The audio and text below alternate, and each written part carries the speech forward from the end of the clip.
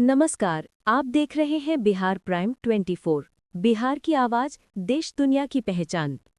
आज हम लेकर आए हैं बिहार की 25 बड़ी और ताज़ा खबरें, राजनीति से लेकर विकास तक, जनता की आवाज तक।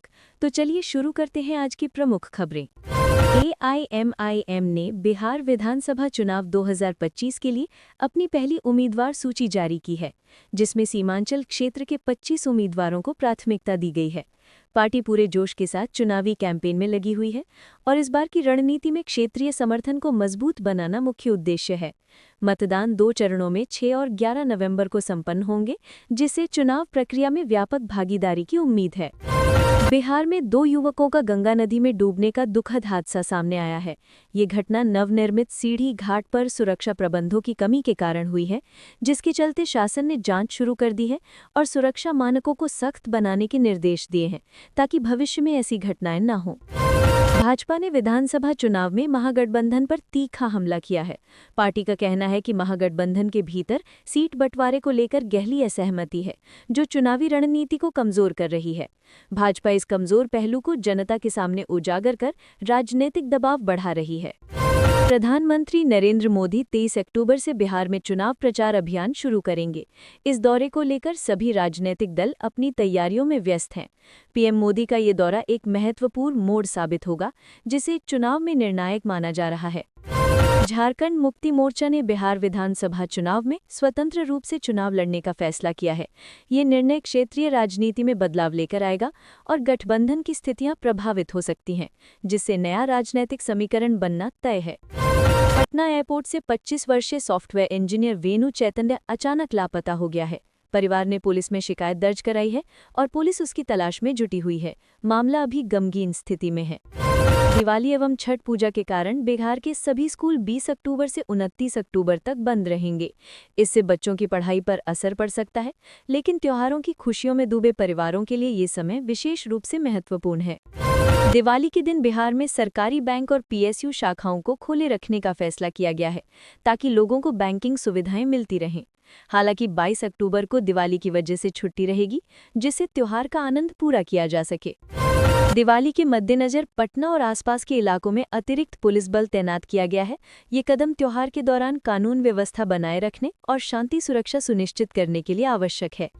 बिहार विधानसभा चुनाव के दूसरे चरण के नामांकन की प्रक्रिया 20 अक्टूबर को समाप्त हो रही है।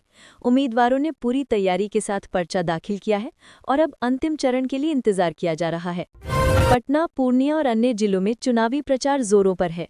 दोनों प्रमुख गठबंधनों के नेता जनसभाओं और रैलियों के माध्यम से जनता का समर्थन जुटा रहे हैं। बढ़ते ट्रैफिक और वायु प्रदूषण को देखते हुए पटना प्रशासन ने दिवाली के दौरान पटाखों के सीमित उपयोग का निर्देश जारी किया है, ताकि प्रदूषण और शोर को कम किया जा सके। बिहार लवर्स पार्टी की लोकप्रियता तेजी से बढ़ रही है। पार्टी ने युवाओं को जोड़ने के लिए कई जनसभाएं आयोजित की हैं, जो उनकी लोकप्रियता का प्रतिबिंब है। महागठबंधन के वरिष्ठ नेताओं ने एकजुट होकर जनता से समर्थन की अपील की है, ताकि गठबंधन मजबूत बना रहे और चुनाव में जीत संभव हो। कृषि मौसम के अनुकूल रहने से बिहार के किसानों को अच्छी फसल की उम्मीदें बढ़ी हैं, जो राज्य की अर्थव्यवस्था को नई ऊर्जा देगी। कोरोना संक्रमण दर में गिरावट आई है, लेकिन स्वास्थ्य विभाग ने जनता से सतर्क रहने और मास्क पहनने समेत सुरक्षा उपाय जारी रखने का आग्रह किया है। पटना में नई सड़क परियोजनाओं का उद्घाटन हुआ है, जिसका मकसद शहर के ट्रैफिक जाम को कम करना और आवागमन को सुगम बनाना है। बिहार पुलिस ने ड्रग्स तस्करी और अपराधियों के खिलाफ बड़े छापेमारी अभियान चलाए हैं, जिसमें कई अपराधियों को गिरफ्तार कर न्यायालय में पेश किया गया है। ग्रामीण इलाकों में बिजली आपूर्ति में सुधार होने से लोगों में संतोष की भावना है। सुविधाओं में वृद्धि से विकास को बल मिला है। दिवाली के दौरान बिजली सप्लाई बाधित न हो, इसके लिए राज्य बिजली बोर्ड ने विशेष इंतजाम किए हैं, ताकि त्योहार धूमधाम से मनाया जा सके। बिहार में शैक्षणिक संस्थानों में डिजिटल शिक्षा को बढ़ावा दिया जा रहा है, ताकि छात्रों को आधुनिक तकनीक के अनुसार प्रशिक्षित किया जा सके। बिहार पर्यटन विभाग ने नए पर्यटन स्थलों को विकसित करने के लिए योजनाएं शुरू कर दी हैं, जिससे राज्य की सांस्कृतिक धरोहर को नया रूप मिलेगा। पटना में हाल ही में आयोजित पुस्तक मेले में युवाओं ने बढ़ चढ़कर हिस्सा लिया और पढ़ाई के प्रति जागरूकता बढ़ाई। रेलवे ने बिहार के लिए कई नई ट्रेनों की घोषणा की है, जो त्योहारों के समय यात्रियों को बेहतर सेवाएं प्रदान करेंगी और ट्रैवलिंग सहज बनाएंगी। स्वच्छता अभियान के तहत दिवाली के आसपास विशेष सफाई अभियान चलाया जा रहा है, जिससे शहर और गांव में सफाई पर विशेष ध्यान दिया जाएगा। तो ये थी बिहार की आज की 25 बड़ी खबरें, राजनीति से लेकर जनजीवन तक की हर हलचल। ऐसी ही ताज़ा खबरों के लिए जुड़े रहिए बिहार प्राइम 24 के साथ। अगर वीडियो पसंद आया हो तो लाइक, कमेंट, शेयर करें और सब्सक्राइब करना न भूलें। धन्यवाद।